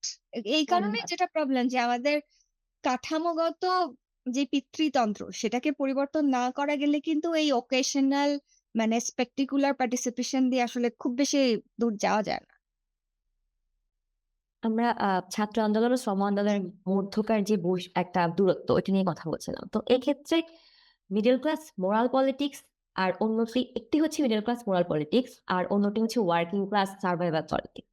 ফেমিনিস্ট পার্সপেক্টিভ থেকে এই বিভাজন ভাঙার জন্য কি ধরনের কমন প্ল্যাটফর্ম তৈরি করা সম্ভব বলে আপনার মনে হয়? প্ল্যাটফর্ম যে কিভাবে তৈরি করা সম্ভব মানে দ্য থিং ইজ যে প্ল্যাটফর্ম নাই। কারণ বাংলাদেশে একটা বড় যেটা ঝামেলা সেটা হচ্ছে যে আমি একটু আগে যেটা বলছিলাম যে আমি নিজেও যখন কাজ করছিলাম তখন আম গার্মেন্ট শ্রমিকদেরকে নিয়ে যে নারীরাও কাজ করছেন তাদের অনেকেই কিন্তু খুবই নারীবাদী আন্দোলনের উপর খুবই পিসড অফ ছিলেন। এবং দেয়া লাগেও নারীবাদী আন্দোলন ওগুলো হচ্ছে গিয়ে মধ্যবিত্ত মানে এডুকেটেড মানুষদের ইয়ে they don't talk about us. কেন? কারণ আপনি নারীবাদী আন্দোলন লাইক আই সেড এটা খুবই আম এনজিওস একটা আন্দোলন। আপনি যখন একটা এনজিও হিসেবে রেজিস্টার করবেন, তখন কিন্তু ওই কাগজে আপনার সাইন করতে হচ্ছে যে আমি আ দেশ বিরোধী কোন কিছু করব না। এখন দেশ বিরোধী মানে কি? বা রাষ্ট্রবিরোধী কোন কিছু করব না।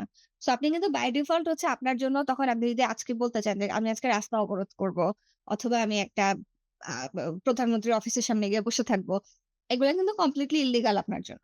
সো দ্যা প্রবলেম ইস যে হিস্টোরিক্যালি আমাদের কিন্তু ভীষণ রকমের হচ্ছে গিয়ে বিভাজন। যে লেবার ইস্যু নারীদের নিয়ে কথা বলে না, নারী ইস্যু লেবারদের নিয়ে কথা বলে না। তারপরে আমাদের যেটা আমাদের অ্যাড্রেস করা উচিত। মানে আপনি যদি আমাকে জিজ্ঞেস করছেন যে কি করা উচিত? এই বিভাজনটা আমাদের অ্যাড্রেস করা দরকার। আরেকটা যেটা যে আমাদের যেমন জেন্ডার বেসড ভায়োলেন্স নিয়ে তো প্রচুর কাজ হয়। মানে এনজিও গুলাতে গেলে আপনি দেখবেন বাল্যবিবাহ নিয়ে কাজ হচ্ছে, ডোমেস্টিক ভায়োলেন্স নিয়ে কাজ হচ্ছে। কিন্তু ফ্যাক্টরি ফ্লোর এর ভায়োলেন্স এর জেন্ডার ভায়োলেন্স এটা নিয়ে কে কাজ করতেছে? কারণ টু সাম এক্সটেন্ট এটা করা অনেক ডিফিকাল্ট ইন আ ওয়ে যে আপনি যদি ফ্যাক্টরি ফ্লোরের জেন্ডার ব্যালেন্স নিয়ে কাজ করেন, আপনাকে কিন্তু তখন ডিরেক্টলি কি করতে হবে? আমাদের ল কে চ্যালেঞ্জ করতে হবে। আমাদের স্টেট কে চ্যালেঞ্জ করতে হবে। যে কেন হচ্ছে স্টেট হচ্ছে প্রোটেকশন দিতে পারছে না। এন্ড টু সাম এক্সটেন্ট আপনাকে অ্যাডভোকেসি লেভেলে কাজ করতে হবে। Which is রিস্কিয়ার। আমাকে আবার এটা আমি সবসময় বলি আমার কাজের সময় আমাকে অ্যাকচুয়ালি একজন উনি হচ্ছে এনজিও তে কাজ করেন। উনি আমাকে বলেছিলেন যে, "sometimes it is really easy to work on হচ্ছে মানে চাইল্ড ম্যারেজ।" কারণ এখন সবাই তো চাইল্ড ম্যারেজ এর এগেইনস্ট এ। এখন একমাত্র মানে সেইরকম মোল্লা হলে বলবে যে, "না চাইল্ড ম্যারেজ ভালো জিনিস।" কিন্তু চাইল্ড ম্যারেজ তো খারাপ। মানে it's not a contentious issue, right? So এটা একটা কাইন্ড অফ হচ্ছে প্রোগ্রেসিভ কনসেনসাস আছে যে এটা ভালো। কিন্তু আপনি যদি এখন গিয়ে বলেন যে হচ্ছে গিয়ে বাংলাদেশে প্রত্যেক বছর হচ্ছে মিনিমাম ওয়েজ বাড়াতে হবে। কারণ ইনফ্লেশন হচ্ছে প্রত্যেক বছর। ইনফ্লেশনের সাথে ম্যাচ রেখে মিনিমাম ওয়েজ বাড়াতে হবে। তো ফার্স্ট অফ অল হচ্ছে এনজিওরা তো ওটা এড্রেসই করতে পারবে না। কারণ ওইটার জন্য তো কোন ফান্ডিং নাই। এখন বিদেশি দাতাদের তো মাথা ব্যাথা নাই যে বাংলাদেশের শ্রম আইন চেঞ্জ করার। তারা হয়তো দিতে পারে গার্মেন্ট ওয়ার্কারদের ট্রেনিং দিচ্ছ, তাদেরকে ইংরেজি শেখাচ্ছ, তাদেরকে স্বাস্থ্যসেবা দিচ্ছ। ওই ধরনের খাতে পয়সা দিতে পারে। কিন্তু বাংলাদেশের শ্রম আইনের পরিবর্তনের জন্য তারা যদি পয়সা দেয়, দেন বাংলাদেশ সরকার বলবে যে, "ও এটা তো আমাদের sovereignty violated হচ্ছে।" সো ওইসব জায়গা না কেউ টাচ করে না। সো এই কারণে আমি বলব যে আসলে মানে আমাদের যে নন প্রফিট ইন্ডাস্ট্রিয়াল কমপ্লেক্স যে ওটা থেকে বাইরে বের হয়ে এসে আমরা গ্রাসরুটস মোবিলাইজেশন যদি করতে পারি, যেখানে শুধুমাত্র শ্রম অধিকার না, শুধুমাত্র নারী অধিকার না, যেখানে অ্যাকচুয়ালি একটা wide scale holistic intersectional movement যদি আমরা করতে পারি এবং তার মানে হতে পারে যে ইলেকশনের ২ দিন আগে কেন হাউমাউ করে হচ্ছে গিয়ে আমরা আমেরিকার সাথে ডিল করলাম। এটার কারণটা কি? অ্যান ইন্টারেস্টিং থিং হচ্ছে যে আ যেটা বললাম যে প্রায়ই আমরা দেখা যাচ্ছে যে আমরা গার্মেন্ট ইন্ডাস্ট্রিকে ভীষণ সামনে রাখি এবং গার্মেন্ট ইন্ডাস্ট্রিকে রক্ষা করার জন্য আমরা যেকোনো ইন্ডাস্ট্রি, যেকোনো সেক্টর আমরা স্যাক্রিফাইস করতে রাজি। একটা বড় কারণ কিন্তু এটা না যে আমরা গার্মেন্ট শ্রমিকদের খুব কেয়ার করি। বড় কারণ হচ্ছে যে গার্মেন্ট মালিকরাই বেসিক্যালি আমাদের গভর্নমেন্ট চালায়। কারণ হিস্টোরিক্যালি স্পিকিং আমাদের পার্লামেন্টে প্রায় ১/৩ হচ্ছে গিয়ে মেম্বার অফ দ্যা পার্লামেন্টের ডিরেক্ট বা ইনডিরেক্ট হচ্ছে গার্মেন্ট বিজনেস আছে। সো বেসিক্যালি আমাদের সরকার মানে কিন্তু গার্মেন্ট মালিক। সো এটাই খুবই ইন্টারেস্টিং যে আমি যখন নারীবাদী আন্দোলন করব, তখন কিন্তু আমার মাথায় এটা থাকা চলবে না যে, এটা কি নারী ইস্যু? এটা কি লেবার ইস্যু? এটা কি পরিবেশ ইস্যু?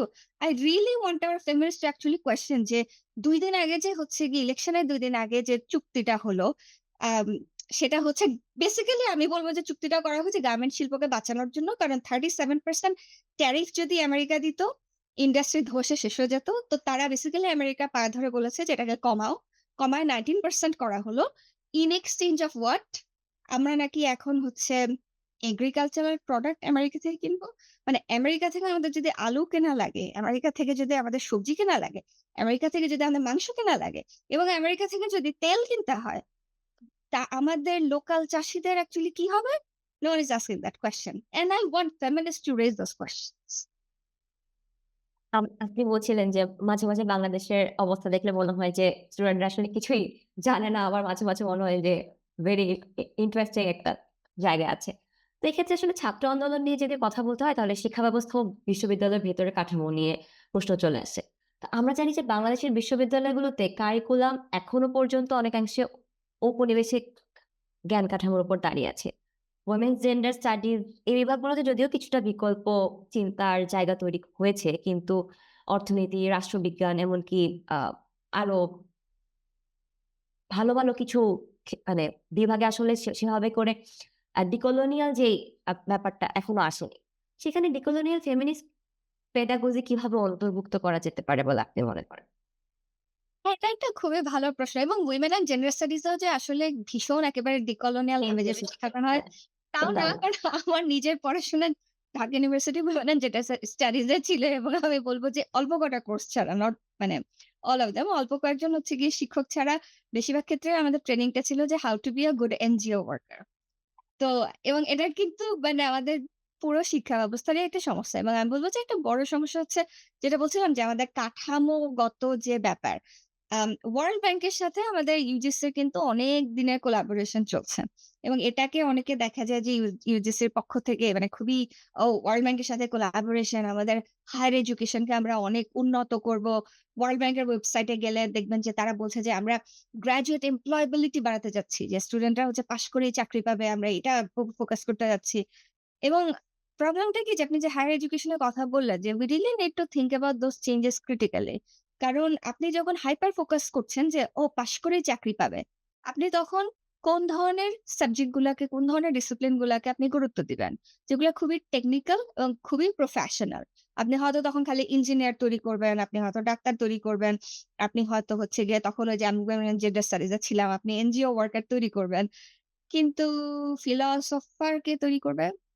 পলিটিক্যাল থিংকার কে তৈরি করবে? সাহিত্যিক কে তৈরি করবে? এগুলা তো হচ্ছে গিয়ে সাহিত্যিকদের তো মানুষ চাকরি দেয় না।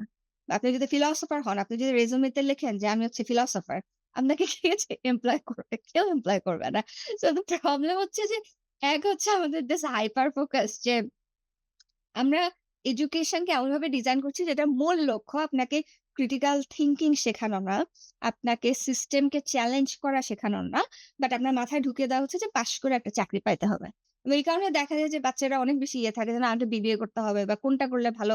মানে আমি নিজেও খালি দোষ দিয়ে লাভ নাই। আমি যখন women and gender studies আমি চুজ করেছি, মানে main thing was in my head যে ও এনজিও তে ভালো একটা জব পাওয়া যাবে। আম ২ নাম্বার যেটা যে আমাদের শিক্ষকদের যে একাডেমিক ফ্রিডম, সেটা আসলে এনশিওর করা খুবই জরুরি। এখন আপনি যদি হচ্ছে ক্লাসে পড়ানোর সময় আওয়ামী লীগের সময় যে ঝামেলাটা ছিল, আমি মাঝে, মাঝে আমি যখন বাংলাদেশে যাই আমি গেস্ট লেকচার দেই তো প্রচুর এবং আমার কলিগ অনেক আছে যে ঢাকা ইউনিভার্সিটিতে। মানে মাঝে, মাঝে না হরর স্টোরি। এখন আপনি যখন একটা ইউনিভার্সিটির শিক্ষক, রাইট? আপনি হয়তো যখন মানে political science, political theory, feminist theory এগুলো পড়াচ্ছেন। আপনাকে তো স্টেটকে ক্রিটিসাইজ করাই লাগবে। তো এখন ক্লাসে পড়ানোর সময় আপনার যদি মাথায় থাকে যে আওয়ামী লীগের ওই বিশাল পান্ডা আমার ক্লাসে বসে আছে, সরকারকে ক্রিটিসাইজ করে কিছু বলা যাবে না। অথবা হচ্ছে প্রেজেন্টেশন দেওয়ার সময় আপনি সেক্সুয়ালিটি স্টাডিজ নিয়ে পড়াবেন। তখন আপনাকে মাথায় রাখতে হচ্ছে যে, ও আমি যদি এটা বলি তাহলে তো দেখা যাবে আমাকে ধর্মবিদ্বেষী ট্যাগ দিচ্ছে। এবং দ্যা প্রবলেম হচ্ছে যে আমাদের ইনস্টিটিউশন গুলা তো এই ধরনের অ্যাটাক এর যারা শিকার হচ্ছে, তাদেরকে প্রোটেক্ট করছে না। প্রবলেম হচ্ছে যে এবং উল্টা আপনার যদি আগে থেকে কাউকে অপছন্দ হয়, উল্টা যেকোনো একটা অজুহাতে হয়তো আপনাকে বলা হচ্ছে যে, "ও আপনি এই টপিক নিয়ে কথা বলেছেন সুতরাং আপনি ক্যানসেলড।" হুম। সো একাডেমিক ফ্রিডম এর জায়গাটা আমাদের তৈরি করতে হবে।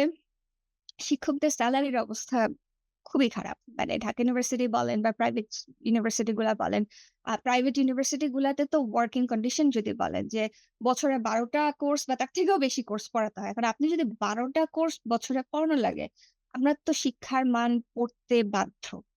আম এবং আমি এটা যেটা বলছি যে টু সাম এক্সটেন্ট কি আমরা বাংলাদেশে হায়ার এড কে খুব মডার্নাইজ করতে যাচ্ছি, রাইট? এবং সেই মডার্নাইজেশন কিভাবে হচ্ছে আমরা ওয়ার্ল্ড ব্যাংকের সাথে কোলাবোরেট করছি। And it makes me worried because আমি একটা ওই সো কল্ড মডার্ন দেশের মডার্ন ইউনিভার্সিটিতে পড়াই তো। আমার মনে হচ্ছে we have lived through this.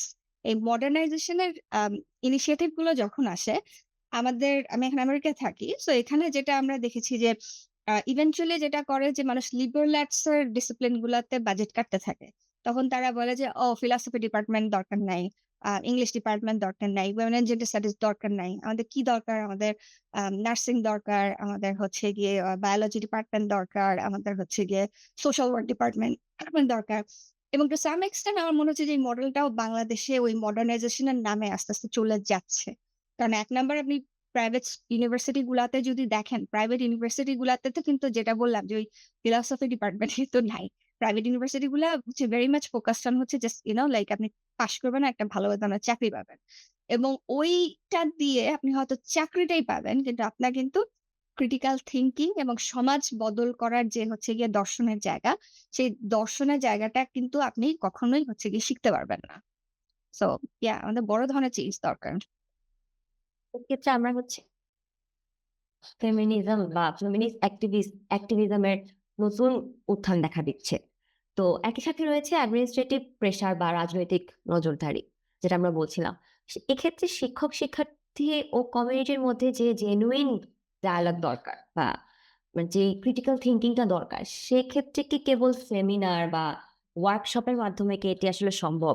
নাকি হচ্ছে সত্যিকার অর্থে পাঠ্যক্রম, মূল্যায়ন পদ্ধতি ও ক্রিটিক্যাল থিংকিং এর এই ধরনটা বদলানো প্রয়োজন? না, অবশ্যই আমি কমপ্লিটলি এগ্রি যে শুধুমাত্র হচ্ছে গিয়ে সেমিনার আর ওয়ার্কশপ দিয়ে তো হয় না। অ্যান্ড টু সাম এক্সটেন্ট হচ্ছে গিয়ে এখন যেটা প্রবলেম হচ্ছে যেটা বললাম যে ওই ওয়ার্ল্ড ব্যাংকের সাথে কোলাবোরেশন বা ভেরি নিও লিবারালাইজেশন অফ হায়ার এডুকেশন যখন হচ্ছে, আমরা কিন্তু হায়ার এডুকেশন এর যে একটা বৃহৎ এবং মানে মহৎ একটা উদ্দেশ্য যে এটা শুধুমাত্র হচ্ছে গিয়ে জ্ঞান চর্চার কেন্দ্র হিসেবে সীমাবদ্ধ থাকবে না। এটা কমিউনিটিতেও রিচ করবে এবং কমিউনিটির সাথে একটা কোলাবোরেশন এ এখানে হচ্ছে গিয়ে জ্ঞান চর্চা হবে। আমরা ওই জায়গা থেকে বের হয়ে যাচ্ছি। সো ইটস অল অ্যাবাউট হচ্ছে কয়টা ইভনিং ক্লাস করতে পারলাম। আমার কয়জন হচ্ছে মানে পাস করলো এবং তারা কত বেতনের চাকরি পেল। মানে I just care about that. কিন্তু কথা হচ্ছে যে হায়ার এডুকেশন এর যে নলেজটা তৈরি হচ্ছে, সেই নলেজটা আমি কমিউনিটির কাছে আমি পৌঁছাতে পারছি কিনা? এবং টু সাম এক্সটেন্ট কিন্তু হচ্ছে গিয়ে এটা হিস্টোরিক্যালি অ্যাকচুয়ালি আ ব ইন্টারেস্টিংলি মানে ওয়েস্টে হচ্ছে প্রচুর এরকম কাজ হয়েছে যেখানে তারা দেখিয়েছে যে ইউনিভার্সিটি গুলোর কিন্তু একটা লং কলোনিয়াল হিস্ট্রি আছে। to basically grab land এবং হচ্ছে exploit slave labor এবং লোকাল কমিউনিটি থেকে হয়তো তারা রিসোর্সটা suck up করে নিচ্ছে। যেমন একটা এক্সাম্পল দেই, একবার বাংলাদেশে যেটা হলো যে রাঙামাটিতে মেডিকেল কলেজ তৈরি করবে। এবং দ্যা থিং ইস যে লোকাল কমিউনিটি কিন্তু গট ভেরি পেস্ট যে মেডিকেল কলেজ কেন? এখন সরকার থেকে বলছে এটা তো উন্নয়ন হবে। তোমাদের মেডিকেল কলেজ হবে, you should be happy.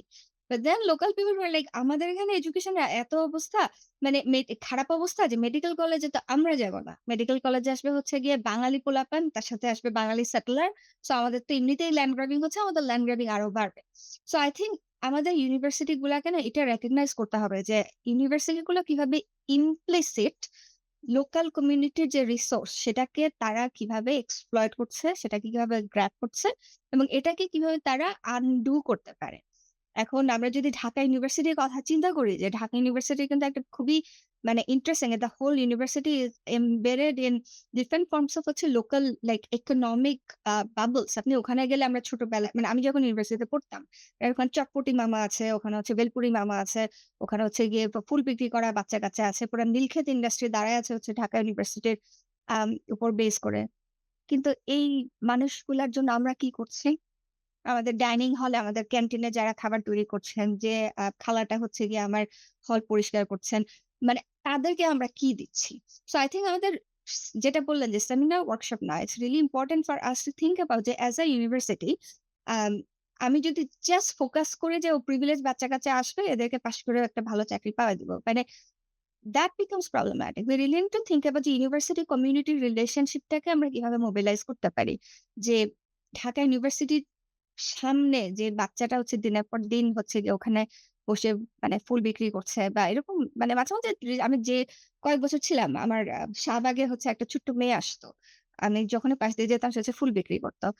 That's the thing like আমার ইউনিভার্সিটি তাহলে ওই মেয়েটার জন্য কি করলো? কারণ দ্য থিং ইস যে সে কিন্তু ওই ইউনিভার্সিটিকে বেস করেই তার ইনফরমাল ইকোনমিটা সেন্টারড এবং সেই ইউনিভার্সিটিকে হচ্ছে গিয়ে একটা সার্ভিস দিয়ে যাচ্ছে বছর পর বছর।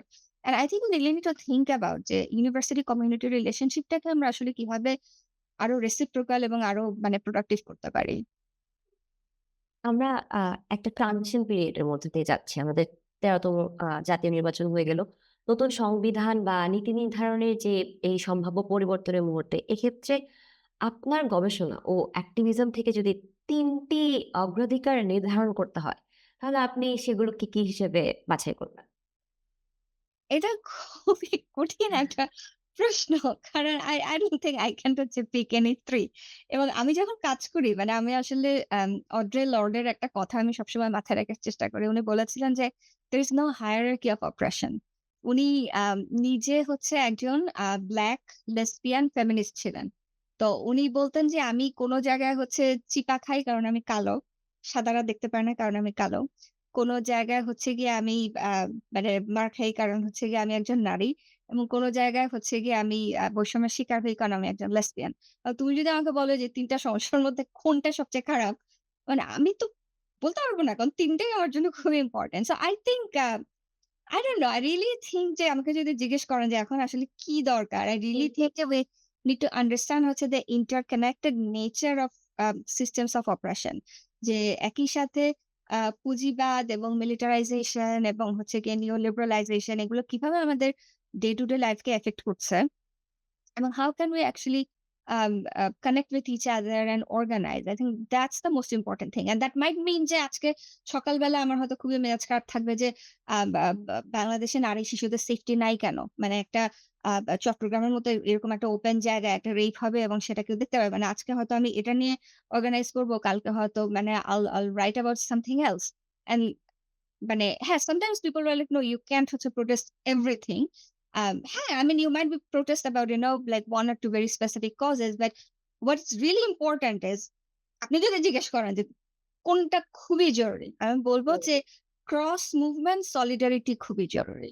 এখন আমি হয়তো নারী নিয়ে কাজ করছি, বাট ডাজন্ট মিন যে কালকে যদি কেউ একজন শ্রম নিয়ে অর্গানাইজ করে, সে একটা র‍্যালি হয়তো অর্গানাইজ করছে, I need to go and show up. এবং আ কেউ হয়তো পরশুদিন দেখা যাবে যে হয়তো দেখা যাচ্ছে যে আমেরিকার ট্যারিফ কেন হচ্ছে গিয়ে মানে কেন আমেরিকা থেকে আমাদের তেল কিনতে হবে? সেটা নিয়ে প্রতিবাদ করছে। এখন আমিও তো নারীবাদী ইস্যু নিয়ে কাজ করি। I need to show up. So I think cross movement solidarity টা বিল্ড করা এবং সেটা প্র্যাকটিস করাটা খুবই জরুরি। আমরা আপনার লেখাগুলোতে বারবার দেখি যে আপনি ট্রান্সিশনাল ফেমিনিস্ট সলিডারিটি কে একদিকে সম্ভাবনার জায়গা হিসেবে দেখেন, অন্যদিকে এর ভিতরের যে পাওয়ার ইমব্যালেন্স ও কলোনিয়াল শ্যাডোর সমালোচনা করেন। এক্ষেত্রে আ যুক্তরাষ্ট্র প্লাস ঢাকার অভিজ্ঞতার ভিতর দিয়ে আপনি মানে দেখেছেন যে নারীর ক্ষমতায়নে পশ্চিমা প্রেক্ষাপট প্রায় ইন্ডিভিজুয়াল চয়েস ও রিপ্রেজেন্টেশন এর ভাষায় সংজ্ঞায়িত হয়। কিন্তু বাংলাদেশের মতো প্রেক্ষাপটে এখানে আসলে শ্রম, দারিদ্র্য বা পারিবারিক কাঠামো রাষ্ট্রীয় ক্ষমতার সাথে গভীরভাবে জড়িত। এই ব্যাপারটাকে বা এই যে এই একদিকে নারীর রাজনৈতিক দৃশ্যমানতা বেড়েছে, আবার অন্যদিকে হচ্ছে জেন্ডার বেসড ভায়োলেন্স বা অনলাইন হয়রানি, কর্মক্ষেত্রে বৈষম্য নিয়ে উদ্বেগও বেড়েছে। এই ব্যাপারটাকে আসলে আপনি কিভাবে দেখছেন বা এর থেকে আ পরিত্রাণ পাওয়ার উপায়টা কি হতে পারে? এটা আসলে খুবই ভালো প্রশ্ন এবং আমি যেটা বললাম যে আপনি যেটা বললেন যে আমেরিকা অনেক বেশি লাইক চয়েস বা মানে এজেন্সির উপরে ফোকাস দেওয়া হচ্ছে। বাংলাদেশের সমস্যাগুলো আলাদা। আমার না ইন্টারেস্টিং যেটা খুব লাগে যে আমরা সবসময় খুব মডার্নাইজ হতে চাই তো। প্রবলেম হচ্ছে যে আমরা ওই ওয়েস্ট কে হচ্ছে গিয়ে ফলো করতে গিয়ে ওদের যত ঝামেলা সেগুলোও আমরা নিয়ে আসি। এবং আমি বলব যে বাংলাদেশেও কিন্তু এই হোল চয়েস ফেমিনিজম জিনিসটা মানে আম ইটস নট ফরেন মানে ইটস এভিডেন্ট এবং আপনি যদি হচ্ছে ধরেন ইন্টারন্যাশনাল উইমেনস ডে আসছে, রাইট? আপনি জাস্ট দেখেন আপনি এই সামনে ইন্টারন্যাশনাল উইমেনস ডে আসবে। জাস্ট বসে হচ্ছে আপনি সারাদিন হচ্ছে গিয়ে টেলিভিশনটা দেখেন। দেখবেন যে মানুষ হচ্ছে গিয়ে ও হচ্ছে খুবই মানে successful female entrepreneur. I mean হ্যাঁ, I mean there's nothing against female entrepreneurs but আপনি যদি একজন সাকসেসফুল ফিমেল এন্টারপ্রেনিউর হন মানে চান্সেস আর যে আপনার ইংরেজি খুব ভালো, আপনার খুব হায়ার এডুকেশন আছে, আপনার একটা ভালো ফ্যামিলি ব্যাকআপ আপনার আছে, আপনার অ্যাক্সেস টু ক্যাপিটাল আছে। এইসব মিলায় আপনি একজন মানে সাকসেসফুল এন্টারপ্রেনিউর হয়েছেন, হুইচ ইস গ্রেট। কিন্তু প্রবলেম হচ্ছে যে ওই যে আমরা ইন্ডিভিজুয়াল সাকসেস কে অনেক বেশি ফোকাস করি, right? To some extent and again like nothing against হচ্ছে জাইমা রহমান। এবং আমি উনাকে ফলো করি অ্যান্ড মানে some of the things which I find really interesting যে আম উনি যেমন এরকম একটা কিছুদিন আগে অ্যাকচুয়ালি বিএনপির ওয়েবসাইটে হচ্ছে বড় করে ফিচার করা হয়েছে যে she gave a really long talk on হচ্ছে জেন্ডার ইকুইটি, রাইট? এবং উনি বলছিলেন যে আমাদের শুধু symbolic জেন্ডার ইকুইটি হলে হবে না। আমাদের হচ্ছে সাস্টেইনেবল জেন্ডার ইকুইটির দিকে যেতে হবে। which is great. এখন I really wanted to ask her, আমি যদি সুযোগ পেতাম আমি উনাকে জিজ্ঞেস করতাম যে আপনি যে জেন্ডার ইকুইটি যে সংজ্ঞাটা দিলেন, আর আপনার সংজ্ঞার মধ্যে কি হচ্ছে গিয়ে আ নারী শ্রমিকদের তারা যে বছরের পর বছর তাদের ওয়েজ সেপারেশন আছে। তারা যে 15% হাইক চাইলো, তাদেরকে 9% দিয়ে বসায় দিল। তো আপনার ওই জেন্ডার সাস্টেইনেবল জেন্ডার ইকুইটি এর মধ্যে কি ওই নারী শ্রমিকরা পড়ে? তাদেরকে যে ইন্ডাস্ট্রিয়াল পুলিশ দিয়ে হচ্ছে গিয়ে মার দেওয়া হয়। তাদের দমন করা হয়। মানে ইউনিয়নাইজেশন বন্ধ করা হয়। সেটা কি এটার মধ্যে ইনক্লুডেড? আমাদের পাহাড়ে যে দিনের পর দিন আমাদের বাংলাদেশ আর্মি যে সামরিকীকরণের মাধ্যমে বাংলাদেশি সেটেলাররা আম এর ইনফেক্ট এর আগে বিএনপি আমলে I was reading a very interesting statistics. পাহাড়ে যত রেপ হয়েছে, তার ২৭% রেপ করেছিল হচ্ছে আমাদের আর্মির অফিসাররা। আর বাকি রেপ গুলো করেছিল বাংলাদেশি সেটেলাররা। এটা হচ্ছে এর আগের বিএনপি আমলের স্ট্যাট। সো আপনি যখন জেন্ডার ইকুইটি কথা বলছেন, I really want to ask her like, are you gonna talk about যে বাংলাদেশ আর্মি এবং বাংলাদেশ স্টেট যে ভায়োলেন্স টা ইনফ্লিক্ট করছে সেটা নিয়ে আমরা কি করতে পারি? So I think it's really important for us to kind of think about যে structural ইস্যু গুলোকে কিভাবে অ্যাড্রেস করা যায়। So political participation is important. ইলেকশনের আগে পলিটিক্যাল পার্টিসিপেশন এ অনেক মোবিলাইজেশন হয়েছে। বাংলাদেশে আমরা যেটা দেখলাম যে বিএনপির পলিটিক্যাল নমিনি ছিল 10% এর কম। জামাতের কেউই ছিল না। So this is a problem. But also আমি যদি জাস্ট আটকায় থাকি যে বিএনপি hypothetically লাইক ও 50% নমিনেশন দিল। আমার যুদ্ধ কি শেষ হয়ে গেল? না, আমার যুদ্ধ শেষ হলো না। And maybe মানে that would be the beginning of হচ্ছে another struggle. So I think it's really important for us to kind of go beyond representation, to go beyond হচ্ছে this like whole um, visibility politics and think about যে structural সমস্যাগুলা কি। এবং যখন আমি structural সমস্যা বলছি তখন আমি মিন করছি যে ওকে আমাদের সোশ্যাল সিকিউরিটি সেফটি নেটটা কেমন? এবং আমি যখন সেফটি নেট ভালো করব সেইটা কিন্তু নারীদেরকে হেল্প করবে, সেটা আদিবাসীদের হেল্প করবে, সেটা ওয়ার্কিং ক্লাসকে হেল্প করবে, সেটা সব ধরনের মাইনরিটাইজ কমিউনিটিকে হেল্প করবে। এবং নারীর যে আন্দোলন সেটা কিন্তু is not necessarily separate from হচ্ছে সে ফর এক্সাম্পল আদিবাসীদের সভারেন্টি এর আন্দোলন। That's not necessarily separate from garments শ্রমিকদের আন্দোলন। And we really need to understand it. Again, I'll say it again. We really need to understand হচ্ছে this, like cross movement, the necessity of building cross movement solidarity.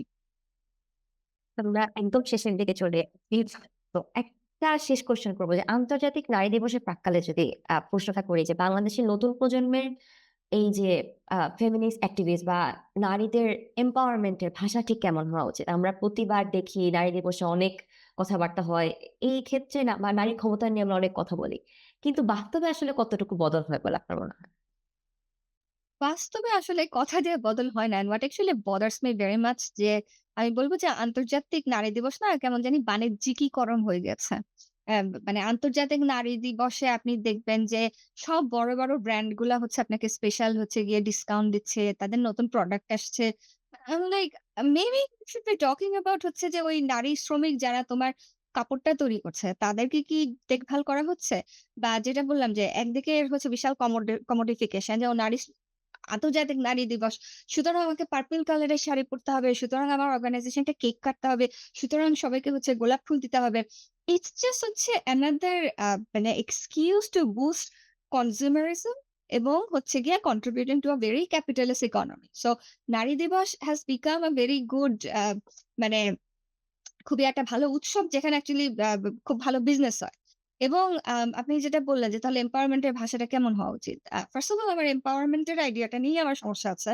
কারণ আপনি পাওয়ার কাউকে এসেই আপনার হাতে কেউ পাওয়ার দিতে পারবে না। লাইক আমি যদি আশা করি যে বিদেশি আমেরিকা এসে আজকে বাংলাদেশের সব আ গার্মেন্টস শ্রমিকদের হাতে পাওয়ার দিয়ে দিবে। It doesn't work like that. এবং এম্পাওয়ারমেন্ট এর কনসেপ্টটা is very much based on হচ্ছে ইন্ডিভিজুয়াল সাকসেস, রাইট? আপনি একটা মেয়েকে মাইক্রো ক্রেডিটের অ্যাক্সেস দিলেন এবং সে এম্পাওয়ার্ড হয়ে তার ফ্যামিলি চেঞ্জ করে ফেলল। মানে একটা মেয়েকে মাইক্রো ক্রেডিটের অ্যাক্সেস দিলে কিন্তু দারিদ্র সমস্যার সমাধান হয় না। একটা মেয়েকে মাইক্রো ক্রেডিটের অ্যাক্সেস দিলে কিন্তু সোশ্যাল সিকিউরিটি আমাদের যে কোনো হেলথ ইন্সুরেন্স সিস্টেম নাই। কেউ একজন অসুস্থ হলে আজকে ক্যান্সার হইলে আপনার যে পুরা ফ্যামিলি হচ্ছে গিয়ে রাস্তায় বসে যাবে। সেই সমস্যার কিন্তু কোনো সমাধান নাই।